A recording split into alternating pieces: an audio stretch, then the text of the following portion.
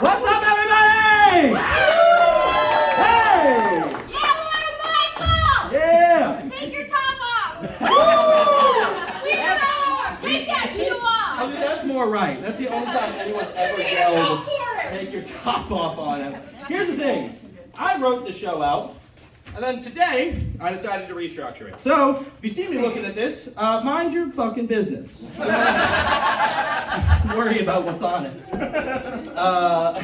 Everybody, quick thank you again to the 313. Thank you so much for letting us be here. Also, important note, please tip your bartenders tonight. They're out here trying to make you have a good time. Let's let them have a good time. Please do that for me. All right. So we're out here today. We're filming this right there at the camera. Now on three, we're going to say hi, viewing audience. You guys ready? 1, 2, 3. Hi, viewing audience. What's up? By the way, before I left to do this, when I went on the road, I just then realized I needed a tripod. So I bought one on the way. And I don't have many things, so I had a duffel bag. So I checked into a hotel with just a duffel bag and a tripod. Which, there's no easier way to make yourself look like a porn star. Make that sex tape! It's worse though, because it was just me checking in. OnlyFans! There we go, it's OnlyFans. Solo sex tape. And I didn't make it any better for the person at the front desk because something was taking a little bit, so she was asking me some questions. She was like, where are you from? And then she asked me, what do you do? And I said, I'm an actor. Doesn't make it better. Didn't solve the problem. Hey everybody, I'm Michael T. Oakes. I went to Lake State. When I was at Lake State, I was just Michael Oakes. And that didn't feel pretentious enough. So I added the middle initial. And it's disappointing when I tell people a little bit, sorry, my parents are right here. I'm going to apologize to them throughout the night. So it's disappointing when I tell people what the T stands for because it stands for Thomas, which is just kind of boring. A little bit. You know, like there were worlds of options with T. Like, people see that, it could be thunder. Could be typhoid. Could be Tyrannosaurus.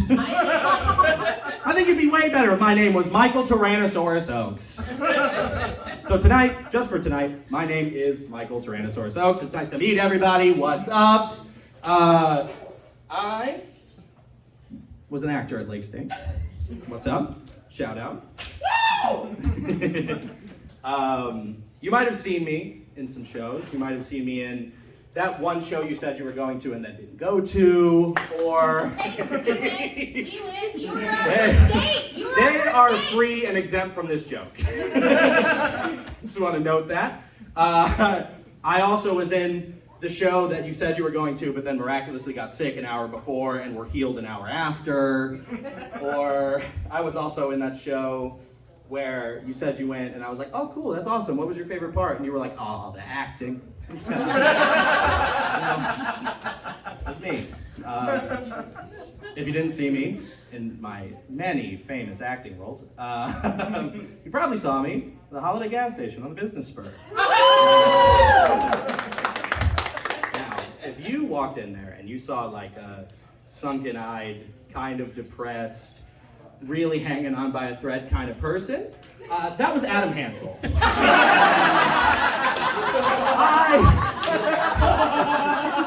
I was just working with him. I was working very hard and felt very alive the whole time. No turning out here. I want Holiday Row. I want you to know that I originally wrote that joke with Isaac, and then had to weigh the pros and cons of which of them is more depressing. And I went with Adam, and I'm so sorry. And congratulations to Isaac.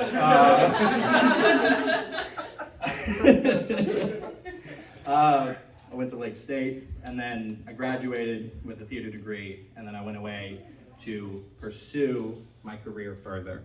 I spent a couple years in Kansas City, and now I'm back. I just got my master's degree in acting. That's right. I think it takes some of the luster away from it. It's very much being like, everybody, I just became a doctor! Oh, now you don't cheer for doctors. After the past couple years. Everybody, I just became a doctor! In a video game. Doesn't count, doesn't matter. I now have 2 degrees in acting, which is the dumbest way to spend $50,000. You know? Have any of you ever just sat around and thought about how much money $50,000 is? Because I do it every day of my life. Every day. Do you know what you can do with $50,000? Get 2 acting degrees. 2 acting degrees, porn, these are good guesses. You could buy a car, that's right. You could also buy, I'm thinking dumber purchases, you could buy 200 above ground pools with $50,000. You're allowed to do that. How many can you buy? Like 10 in ground, 50 above ground is my guess. I don't know why you would buy 50 above ground pools, but 200, I said 50. I don't know why you would buy 200 above ground pools, but at least somebody could look at it and think you're doing something. You know? Somebody could look at it and think, yep, he's got like a fucked up aquarium kind of a situation going on in his backyard. People can look at my $50,000 and think, oh fuck, he's gonna starve. He's never gonna work again. And it would be okay to have $50,000 worth of debt if I was good with money. But I'm not.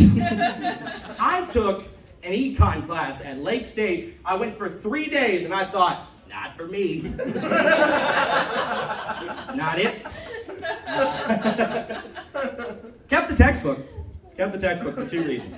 One, if I ever want to go back and realize how I've been fucking up my money, I can. Because right now I think I have it all figured out, right? Like economics is pretty simple. I get money and I spend it on things. That's a very simple basis. Supply and demand curve. You supply me with money and I demand things from it. Very easy economic system. Yes. Also, I kept the textbook because that's a fucking gold mine of money. Like college textbooks, I don't know if anybody ever bought college textbook, they have only gone up in price. And I feel like someday it'll be worth like $15,000. And I can cash in on that and then take my debt down to a very manageable $35,000. Or 130 above ground pools. Following the math. Yeah, I spent a couple years at acting school. Acting school is, think in your brain about what you think acting school is. And it's exactly that, you know? Everything you think it is correct, except for one thing. Everybody has the perception that in acting school, everybody is fucking. Everybody's fucking everybody. And here's why it's wrong. Is because if you fuck a person who's really into theater, it doesn't count. Because you fucked a dork.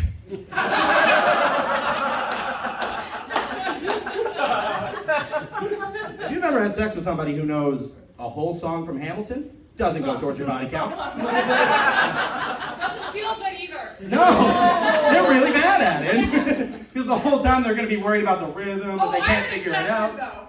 No, disagree. Everybody shame Finley. No, it doesn't count because, like, if you're a hunter and you're out there, you don't count bugs you step on. You know, like you don't come home and somebody was like, how was it out there today? And you're like, oh, it's great. I got 3 caterpillars. I got a spider.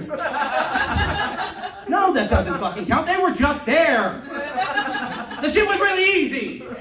You didn't have to work for that. We're all sad and desperate, is what I'm saying. All of us. Everyone. And now, we've reached a part of the show where I want to play with the audience my new game show, which is, was that worth $50,000? Where I'm going to tell you something we did in school, in acting school, grad school, and you're going to tell me if you think it was worth $50,000. Make sense? One day, our teacher told us to think of the saddest thing we've ever experienced, and then we had to cry in front of a bunch of people. In front of our friends and our teachers. Now I ask you, loving audience, was that worth $50,000? Absolutely. No, right? And here's the reason why. Because I can cry in front of everybody. I don't need to do it in a class. If the cashier at a Walmart says something kind of suspicious to me, I might do it. I don't need the class for it. I don't need to spend the money on it, is what I'm saying. You guys did great. Next one. We had an exercise where we had to do a monologue as just the vowels of it. So that joke would sound like this. Was that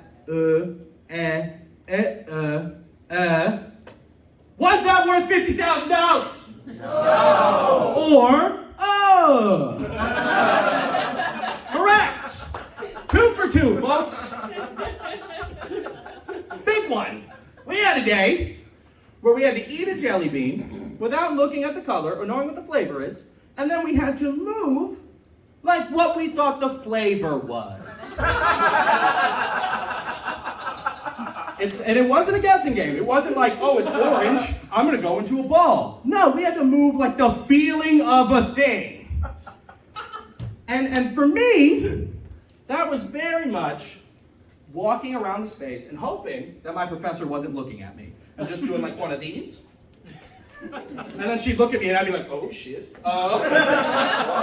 this good? Is this what you wanted? What's the flavor? Pineapple was the flavor I had. So I couldn't just like kneel down and point some spokes out. I couldn't do like a jerk off motion and be like, like you can't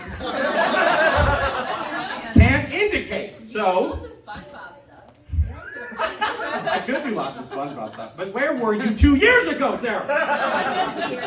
Now, was that worth $50,000? No. Absolutely not. Congratulations, you all won. Was that worth $50,000? Give yourself a round of applause. Hey. Everybody here for playing along wins a DVD copy of this special. Shipping in like 2025, probably. I don't know. I don't know how to do that anymore. Does anybody have DVDs anymore? Whatever. Anyway, you won a prize. Look. What's our prize? What's that? What's our prize? A DVD copy of this show. Oh, I thought it was drinks. Oh, drinks. If I had that power. If you had $50,000. If I had an extra $50,000, but I had to move like a jelly bean. So instead, I will say, buy a drink and tip your bartender! Yeah. Kansas City wasn't the worst, right? Like, I have all of those jokes. It was all right. I met some very cool people. I went on some dates with some people. I went on a date with somebody one time at a bar at 1 p.m. That's important. And we were on a date, and the waiter walked up to us, and we'd been dating for about a month. The waiter walked up to us and went, "Are you guys newlyweds?" And we went, no, I don't know what. I've thought about this like every day for like 2 years. I don't know what about our situation made him think newlyweds, right? Neither of us is wearing a ring. It's 1 p.m. at a bar in Kansas City. I don't know what about that to him is like, these guys just got married, clearly on a honeymoon. This is the best place to be in the world. This guy just ordered ox mac and cheese, just got married. No! But I do hope that guy made some wild guesses across the board that day. And it wasn't just us. Like, I hope he was walking up to people and being like, "Do you want a drink?" "Just kidding. How's your last DUI, buddy?" Woo! Not a chance. It's just us. Saw somebody wearing a tie. Ooh, good luck at the funeral later.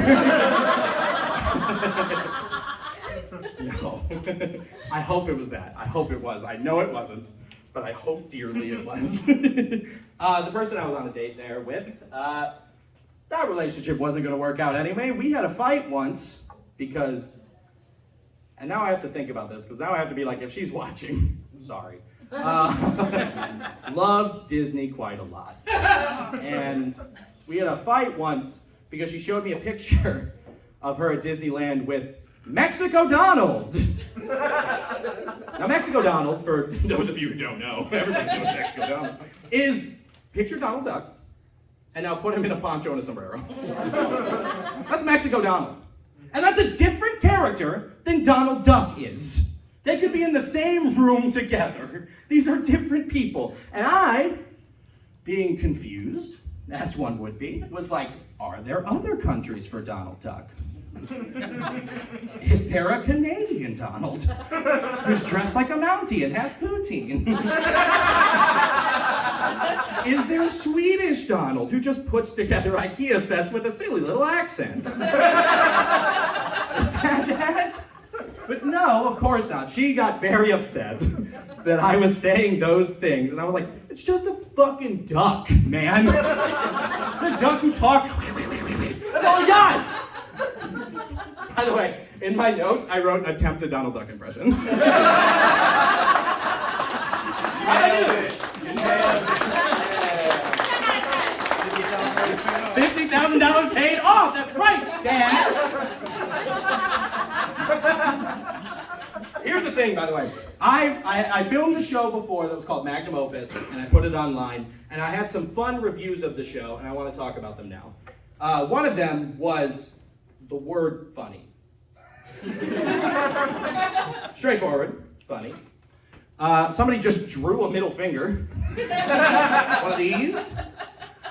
My favorite review was, I laughed once or twice, and that was from my dad!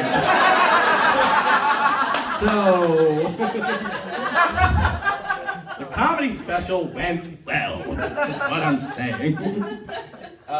Clearly, this is my best reviewed special purely because of the Donald Duck impression. Thank you guys so much. Or Donald say, I'm just doing the rest of the special as Donald Duck. Nobody can stop me.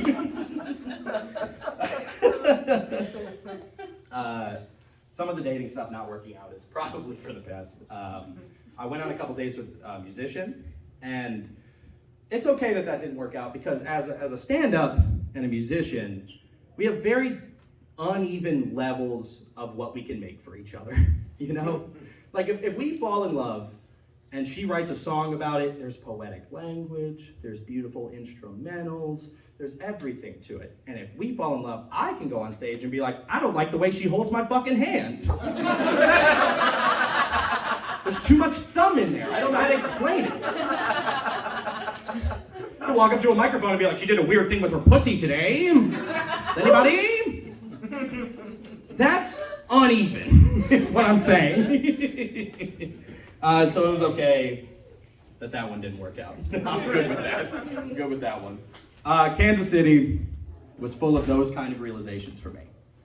Right? You work, the past couple years have been hard for everybody. And because they were hard, you realize things about yourself. You learn things about yourself. Like, I learned that I was fat.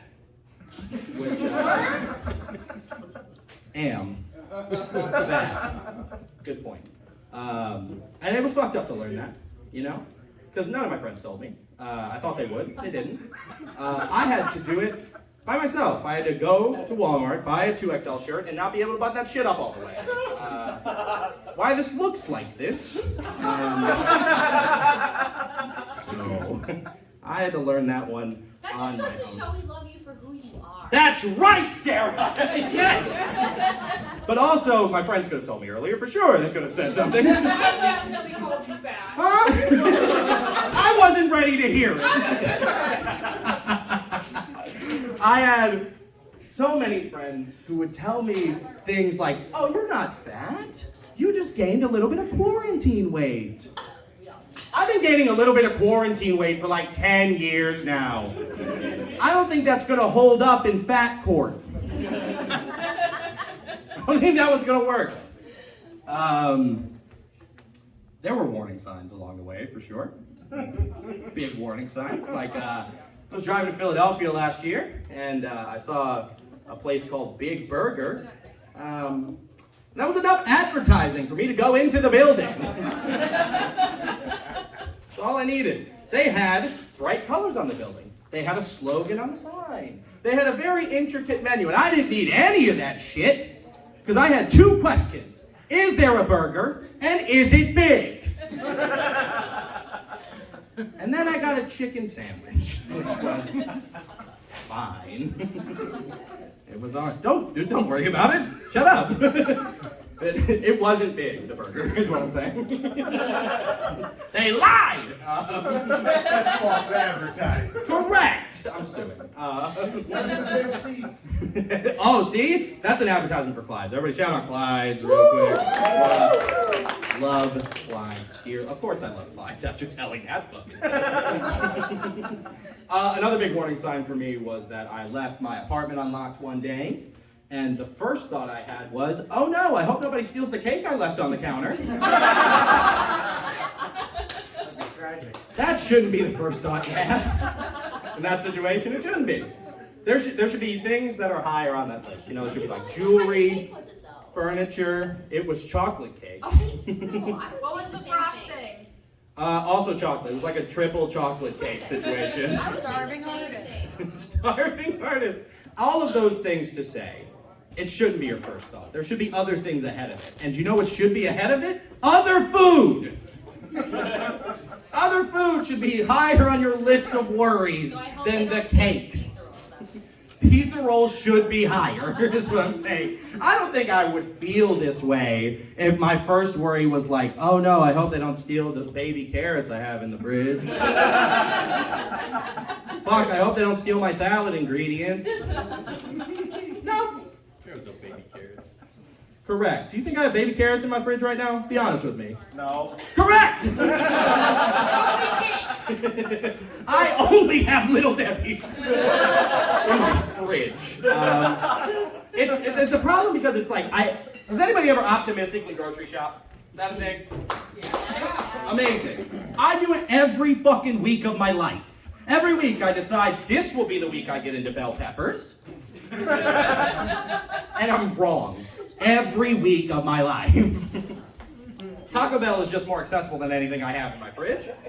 And that feels like a red flag too. One of the biggest red flags I ever had was, do you guys remember the first time you read the COVID symptoms? Yeah. I remember, because I remember reading like cough. Okay. Shortness of breath. Already have it. And then you get to the last one, which is lack of taste. And that's all I have, guys. Taste is all I've got left. You can't take that from me. And that being the first thought, big red flag for me. I see a lot of people on dating apps talk about wanting somebody with a dad bod. And I think that's awesome. But I do want to say, if you want somebody with a dad bod, it's going to come with a couple of things you have to know. Chiefly, if you're dating somebody with a dad bod and you're going anywhere that has stairs, understand that there's going to be a couple minutes where he's like, I'm good. No, there's just a lot of stairs. There's a lot of stairs. It was not a lot of stairs. Thanks, friend. It was like 4 stairs. Continue drinking. Anyway, if you're dating somebody with a dad bod, it's very important to know that, like, if you ask them where do they want to eat, and they say anywhere's fine, it's not them being indecisive. They just mean that shit. Yep. I can't think of a place on earth that I can't find something I want to eat at it, you know? and a lot of people are like, oh, it's just about what mood you're in. It's about whatever mood you're in. Cool. My mood is sad, so I can eat anything. God bless. Damn right. On the subject, I do think I've discovered the perfect greasy fat person food. And by discovered, I mean figured out what it is. And that is hot dogs. And hot dogs, because it's the only food you're not expected to put a vegetable on ever. If you just put ketchup and mustard on a hot dog, that's okay. But if you're out there raw dogging hamburgers, You got a fucking problem. Like, you have to put lettuce and tomato on that shit. You have to, or you're looked at like a pariah. Hot dogs, if you're like, can I get lettuce and tomato on that? They're like, get the fuck out of my restaurant. My hot dog restaurant. That's it. Lord. That's right. Oh, shit. Fine, maybe that's not a joke. Maybe it's just advertising. Fine. Another big realization Kansas City gave me was, I think Kansas City made me realize that for the past couple of years, my self-esteem has been pretty low, and kind of has been for a long time. And I found what I think I can trace it back to, which is Little League. Anybody play Little League? Round of applause. Woo! There you go. Little League is one of the only places on earth where a grown man can call a 7-year-old a little bitch. And be okay with that. It's never direct. It's never direct. That'd be crazy. It's like, fuck you. No. It's with 2 simple words. It's good eye.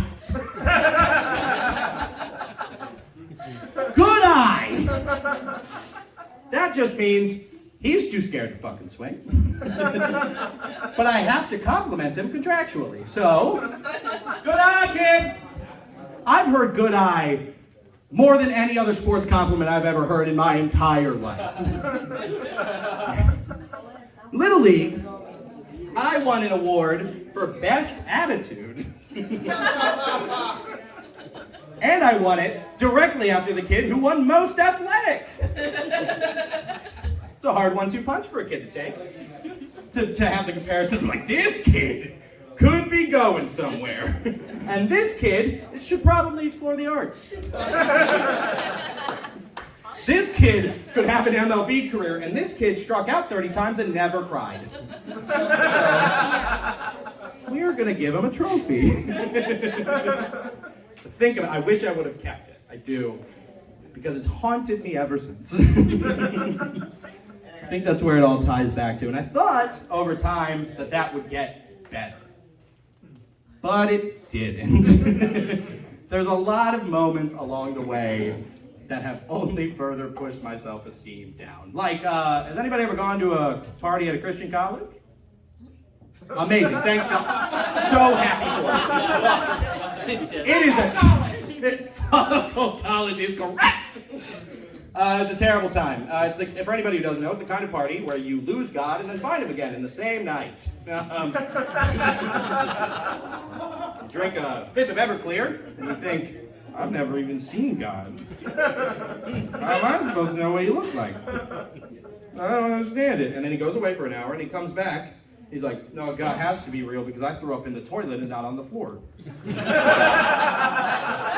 Just like God intended. That's what that means. I went to a party at a Christian college when I was 18, and it was the first place I ever saw people do cocaine in real life.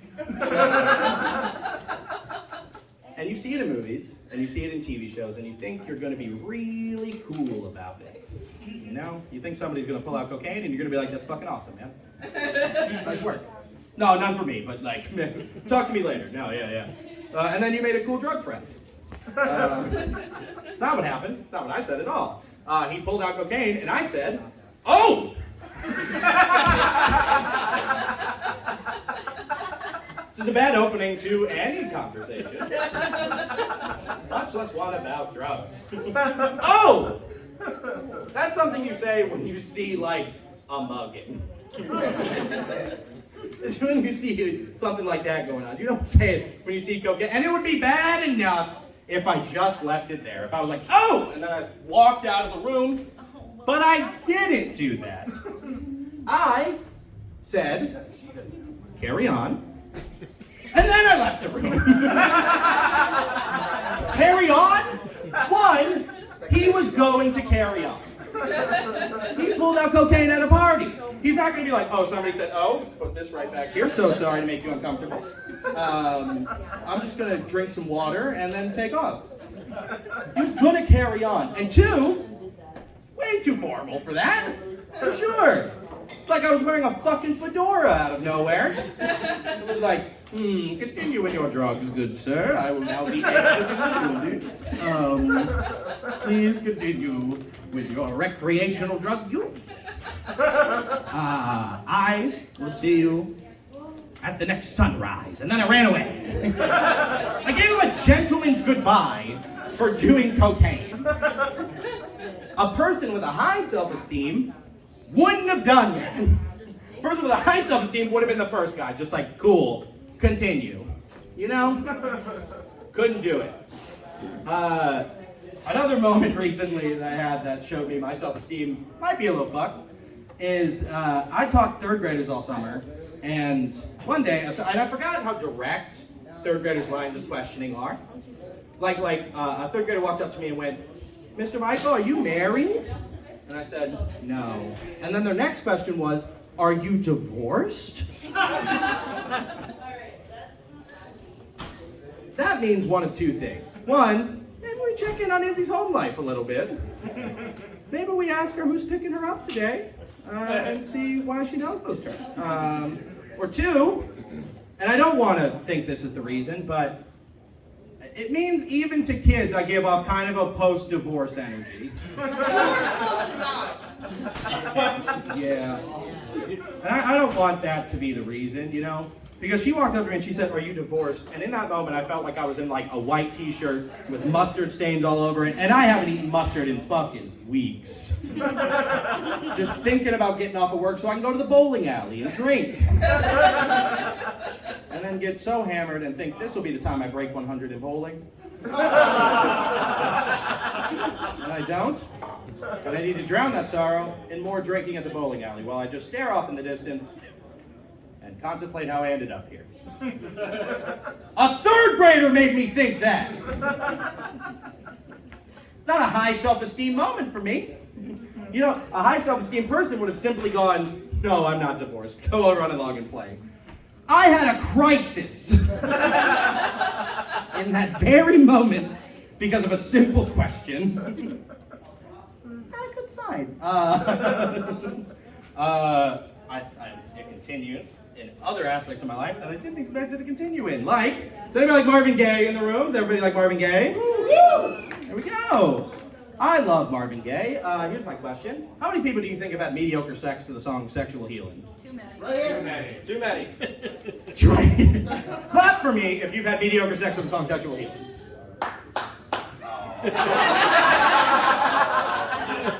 Oh, Ray, no.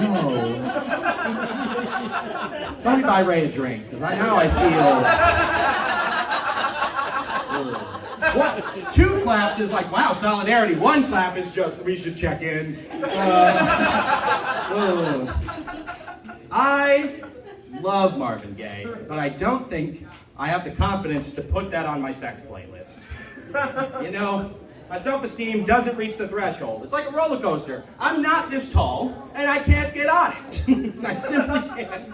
Like, I know on my best day, what I can provide is like a sexual Band-Aid. Like a sexual small glass of orange juice. What I got. A sexual attaboy champ and then a punch on the arm. That's what I'm doing. This is not a joke. This is just a story now. One time, I was having a one-night stand, and I'm always glad that nobody laughs during that section. Very worried that I'm going to be like, I had a one-night stand once, and somebody's going to be like, ha ha! Thank God. I had a one-night stand once, and in the middle of it, she said, I didn't think you'd be good at this.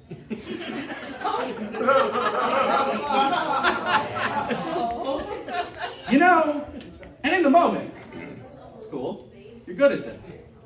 And then you think about it more, and you're like, oh. What does that say about my energy? I said the same thing to Adam our first time. Somebody buy Adam a drink. Adam and Ray buy each other drinks. Let's figure this out. Let's make everybody happy. And tip your bartender. We're hammering it all home.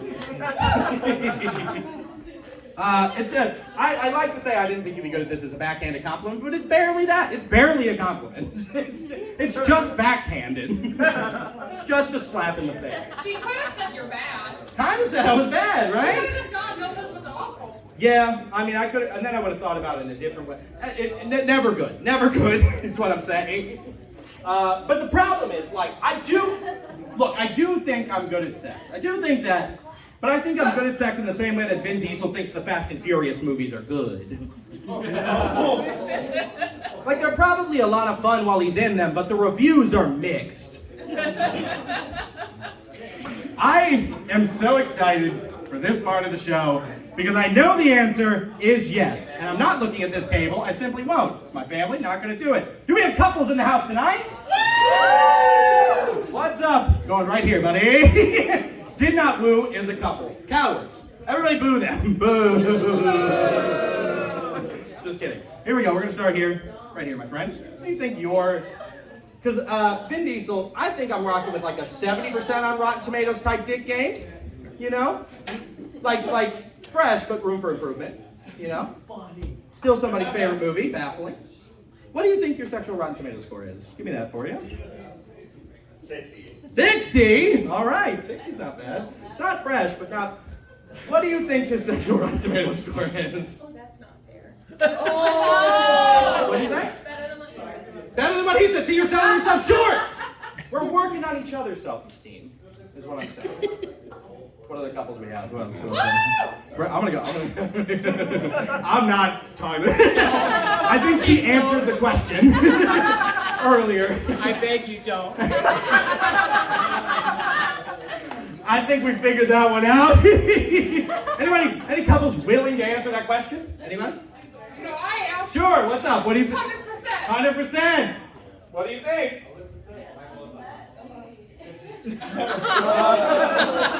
Not looking good. Not looking like 100%. Looking more like Demolition Man numbers we got going on. She just said she doesn't know the question. She also has 2 drinks. Phenomenal. All right. So we'll just pretend it's 100%, and everybody think Finley's great. There we go. There we go. She said 100%. Yeah, but I didn't hear her say it, so I'm really questioning. Technical, man. No, I'm moving on. Not a chance. One more. Anybody? Right here. I'm gonna go with 85. 85. That's a good number. What you got? Yeah. Yeah. So, pretty good out of 3. We only had one sell ourselves short. So, we're working it out. We're working it out. Generally, nobody was below 50. Pretty good. I did this joke once, and somebody outright said 20. Would you wonder, nobody bought him a drink at last call. Nobody did that. The most recent self-esteem thing I had was I worked at a big theater in Kansas City, and I'm not going to name them. I'm going to keep it anonymous, but I am going to tell you I was in the show called Miss Merrell, a show about 3 ghouls who help an old man be less greedy. Are we all on the same page? Teach him the value of Miss. You understand each other? I did that show and was expected to do that show for free. So I did that show for free for many months, which is a problem. And then there was a big party to celebrate the efforts of everybody, including the 3 students who weren't paid. So we're having this big party in the lobby. I walk up there at our lovely Miss Merrell party, and the head of everything, the artistic director at this theater, and again, I don't want to name which Kansas City repertory theater this is, but the artistic director walked up to me and went, "You don't have to stay if you don't want to." Didn't say that to anyone else throughout the night. Just this guy. Walked up, saw my general aura, and thought, he's gonna bum us out. He's gonna kill the vibe of this lovely theater time. Let's send him on out of here. Which was hard, and then I stayed And I would look at him every once in a while to the general look of, fuck, he stayed. And he's having a good time. Yeah. Damn it. That was hard. That whole experience did a number on me. It did a number on my confidence, on my self-esteem, that I'm still kind of recovering from. Let's go kick his ass. That's right! We're gonna find you! Not Stewart. Not his name. If anybody asks. But it's tough, right? Like, the past couple of years have been harder than expected. 2022 has been one of the harder half years of my life so far. A lot of mental health things working, a lot of events happening that are just working on you.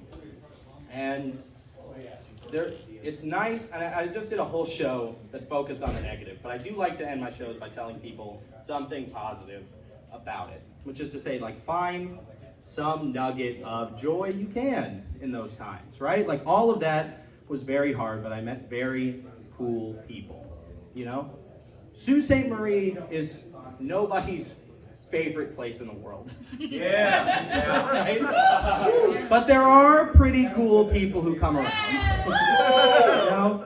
Like, I've accepted that Sault Ste. Marie is one of my happy places, and that's the saddest sentence I've said all night. I'm disappointed by that for me. Wall of people. The wall of people are amazing. It is a cold place in the middle of nowhere and a part of Michigan that people don't even know is Michigan looking on a map. But there are good things to be found in it, and I'm here to tell you there's good things to be found in every situation. If you leave with anything tonight, that's my biggest thing. And now that I've said the very nice thing about all of you people in Sault Ste. Marie, I would like to end on talking about the 2 times in my life I've shit my pants. So, my parents are here. They know I've shit my pants more than twice, but I mean past the age at which it's acceptable to shit your pants. One time, by the way, both times I was wearing clothes that are not great shit your pants clothes. Which is to say, like, any clothes aren't good shit your pants clothes. You know, it's not like our toilets are just pants opened by a cord and are like, better dump here. No, we have systems for this. First time I was in orange athletic shorts. I don't know if there's a color that mixes with brown worse. And they were mesh, which is just... Sit with that mental image for a second. And then the second time, I was in khakis, which is, of the business professional wear you can have, the worst one to shit your pants in. Sure, they're a very light color. The difference between these two is the first time I was 7, and the second time I was 21. So you were at And I'll tell you where it was. The first time I was at a playground that was across from the place we were living at the time, and the only real proof of a deity I felt in my life is that I shit my pants at the bottom of the slide and not at the top. Took a slide ride down. It was pleasant.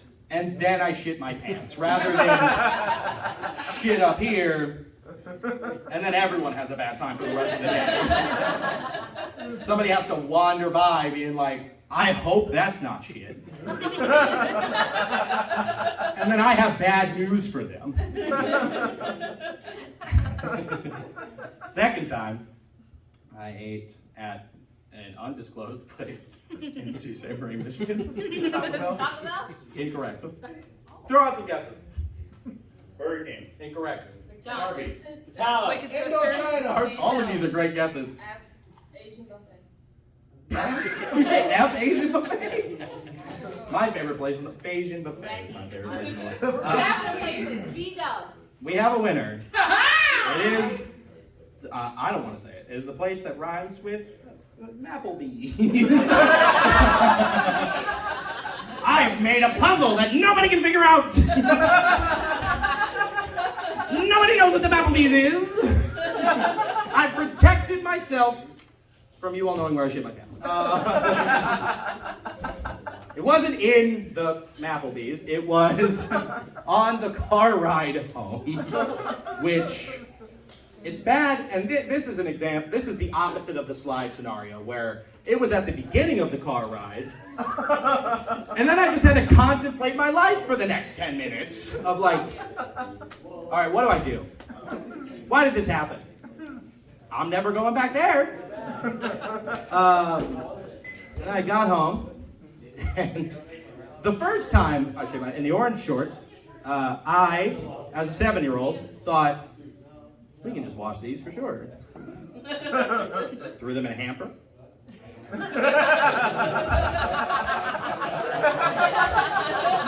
Much to the chagrin of my actual mother, who's sitting right there. A saint of a woman, for simply walking up to me later and being like, don't do that again.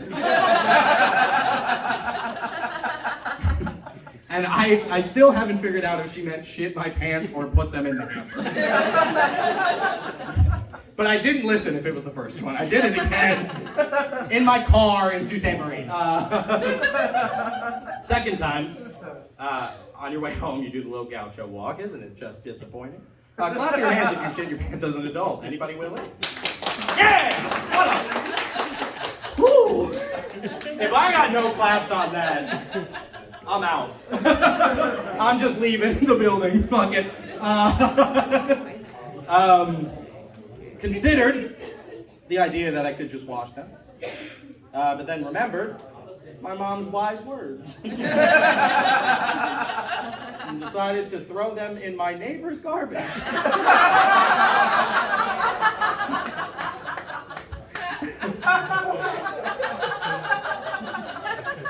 I have a reason, everybody. Because we didn't have trash bins where I was living at the time, and they did. Rather than leaving my shit pants in the apartment and in a bag, let's help out the community. Put them in a bin. And then take what, and to this day is still true, the most uncomfortable shower I've had in my life. A lot of contemplating, and shitting your pants at 21 will have you do more self-reflecting than any pandemic will. That's what I'll tell you, is if you really need to figure some stuff out about yourself, go to a Applebees. I started with a B? I hope. Go to a Applebees. And just really evacuate the system.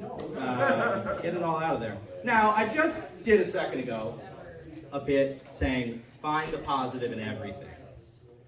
Now, you may be asking yourself, Michael, what's the positive in shitting yourself after 2 decades of life? And I'm here to tell you that those khakis had a hole in them anyway. Might as well send them out with a bang. That's my time, everybody. Thank you so much!